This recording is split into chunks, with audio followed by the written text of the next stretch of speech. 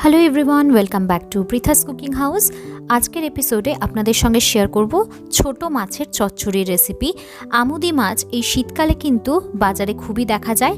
আমুদি মাছ ভাজা খেতে যেমনই ভালো লাগে, তেমনই কিন্তু আমুদি মাছের ঝাল বা চচ্চড়িও দারুণ লাগে। আজকের পর্বে চলুন দেখে নেওয়া যাক কী করে অতি সুস্বাদু আমুদি মাছের চচ্চড়ি আমরা বানিয়ে ফেলি। আমুদি মাছের চচ্চড়ি বানাবার জন্য আমি এখানে 250 গ্রাম আমুদি মাছকে খুব ভালো করে ধুয়ে নিয়েছি। তারপরে লবণ এবং হলুদ মাখিয়ে 15 মিনিটের জন্য রেখে দিয়েছিলাম। কড়াইয়ের মধ্যে প্রায় 4 টেবিল স্পুন পরিমাণ সর্ষের তেল দিয়েছি।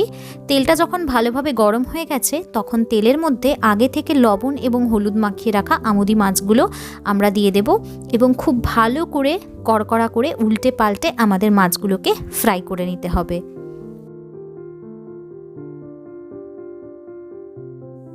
দেখতেই পাচ্ছেন প্রায় 5-6 মিনিট ধরে উল্টে পাল্টে মাছগুলোকে একদম কড়কড়া করে আমরা ভেজে নিয়েছি। ক্রিস্পি মাছ ভাজা একদম রেডি। এই আমুদি মাছ ভাজা এমনি খেতে দারুণ লাগে। এবারে মাছগুলোকে আমরা তুলে রেখে দেব একটা পাত্রে। ওই সেম তেলের মধ্যেই আমরা ফোড়নে দিয়ে দেব 1/4 টিস্পুন পরিমাণ কালো জিরে আর একটা শুকনো লঙ্কা মাঝখান থেকে ফাটিয়ে নিয়ে দেব। কালো জিরে আর শুকনো লঙ্কাটা প্রায় 10 থেকে 15 সেকেন্ড ধরে একটু ভাজা ভাজা মতো হয়ে গেলে আমরা কড়াইয়ের মধ্যে অ্যাড করব টুকরো টুকরো করে কেটে রাখা আলু। আমি এখানে স্লাইস করে লম্বা লম্বা করে কেটে রাখা আলু অ্যাড করলাম। এরমভাবে আলু কেটে রাখলে আলুটা খুব তাড়াতাড়ি সেদ্ধ হয়ে যায় বা নরম হয়ে যায়। আলুটা অ্যাড করার পরে খুব ভালো করে নেড়ে চেড়ে আমরা আলুটাকে 3-4 মিনিটের জন্য ভাজা ভাজা মতো করে নেব। আলুটা ভালো মতো ভাজা হয়ে গেছে। এবারে আমরা কড়াইয়ের মধ্যে অ্যাড করব পেঁয়াজ। আমি এখানে 2টো মিডিয়াম সাইজের পেঁয়াজ খুব মিহি করে কুচিয়ে নিয়েছি, সেই পেঁয়াজ কুচিটাই অ্যাড করলাম। এবারে পেঁয়াজ কুচিটা অ্যাড করার পর আবারও খুব ভালো করে নেড়ে চেড়ে আমরা আলুর সঙ্গে মিক্স করে নেব এবং পেঁয়াজ সমেত আলুটাকে আরও 3 থেকে 4 মিনিটের জন্য একটু রান্না করে নেব। 4 মিনিট পরে ফিরে এলাম। দেখতেই পাচ্ছেন পেঁয়াজটার মধ্যে সুন্দর কালার চেঞ্জ হয়ে গেছে। এবারে আমরা কড়াইয়ের মধ্যে অ্যাড করব টমেটো কুচি। আমি এখানে 2টো মিডিয়াম সাইজের টমেটো নিয়েছি। টমেটোটা কড়াইয়ের মধ্যে অ্যাড করে খুব ভালো করে নেড়েচেড়ে মিক্স করে দেব এবং তারপরে আমরা কড়াইয়ের মধ্যে অ্যাড করব লম্বা লম্বা টুকরো টুকরো করে কেটে রাখা বেগুন আলু দিয়ে এই আমুদি মাছ খেতে অসাধারণ লাগে। আপনারা যদি বেগুন দিতে অপছন্দ করেন বা বেগুনে অ্যালার্জি থাকে, সেক্ষেত্রে বেগুনটা কিন্তু অবশ্যই স্কিপ করতে পারেন। তো বেগুনগুলো আমরা তেলের মধ্যে অ্যাড করার পর এবার খুব ভালো করে নেড়েচেড়ে সমস্ত কিছু মিক্স করে দেব এবং একটা ঢাকনা চাপা দিয়ে আমরা এটা রান্না হতে দেব।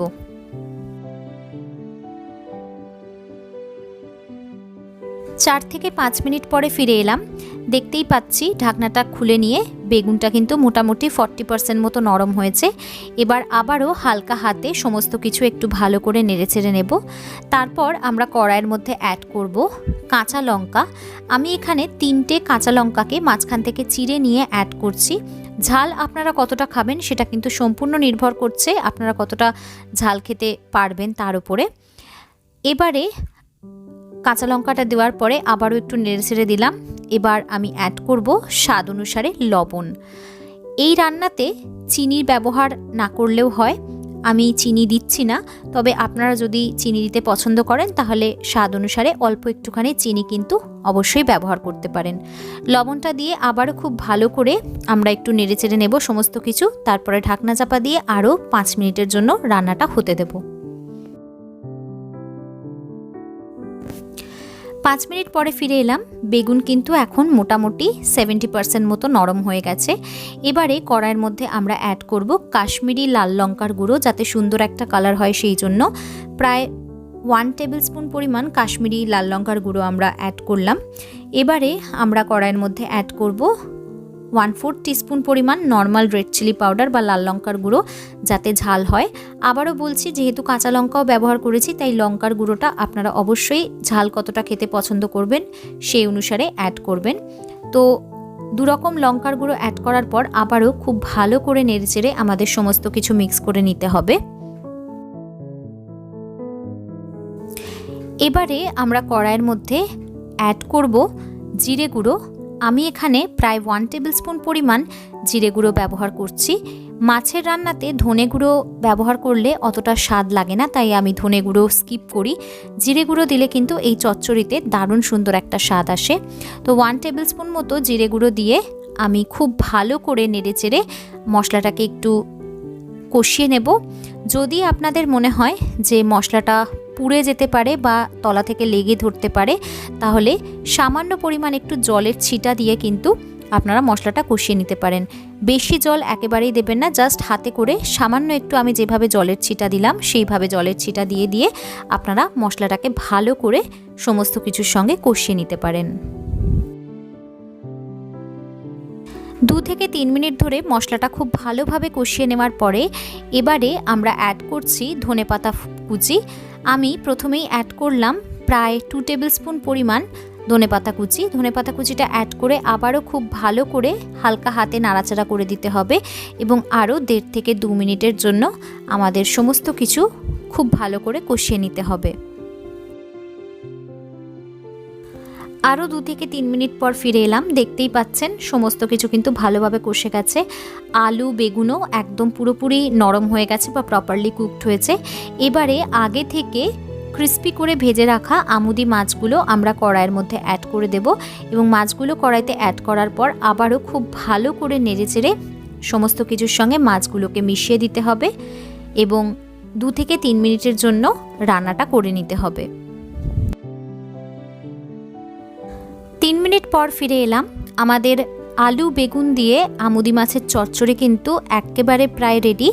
এবারে আমরা আবারও একটু ধনেপাতা কুচি ওপর থেকে দিয়ে দেব, এতে করে খুব সুন্দর একটা ধনেপাতার স্ট্রং ফ্লেভার আসে। তো প্রায় 1 টেবিল স্পুন পরিমাণ ধনেপাতা কুচি আবারও ওপর থেকে দিয়ে দিলাম। এবার হালকা হাতে একটু নাড়াচাড়া করে দেব এবং গ্যাসটাকে বন্ধ করে দিয়ে আমরা একটা ঢাকনা চাপা দিয়ে 5 থেকে 6 মিনিটের জন্য একটা স্ট্যান্ডিং টাইম দিয়ে দেব। 5 থেকে 6 মিনিট পর ঢাকনাটা সরিয়ে নিয়ে আমরা দেখতে পাবো যে আমাদের আলু বেগুন দিয়ে আমুদি মাছের চচ্চড়ি কিন্তু একেবারে রেডি টু বি সার্ভড। গরম গরম ভাতের সঙ্গে গরম গরম এই চচ্চড়ি অসাধারণ লাগে খেতে। বাড়িতে অবশ্যই আপনারা এইভাবে আমুদি মাছের চচ্চড়ি ট্রাই করতে পারেন। আশা করছি রেসিপিটা ভালো লেগেছে, আর বাড়িতে ট্রাই করলে আমাকে নিচে কমেন্ট করে জানাতে ভুলবেন না কেমন লাগলো। রেসিপিটা ভালো লাগলে ভিডিওটাতে অতি অবশ্যই একটা লাইক করে দেবেন এবং ভিডিওটা সকলের সাথে শেয়ার করে দেবেন। আর আমার চ্যানেল এখনও সাবস্ক্রাইব করে না থাকলে অতি অবশ্যই চ্যানেলটাকে সাবস্ক্রাইব করে দিয়ে পাশে থাকা বেল নোটিফিকেশন আইকনটা অন করে দেবেন, তাহলে আমি চ্যানেলে যখনই নতুন কোনো রেসিপি আপলোড করব নোটিফিকেশন আপনাদের কাছেই সববার আগে পৌঁছে যাবে।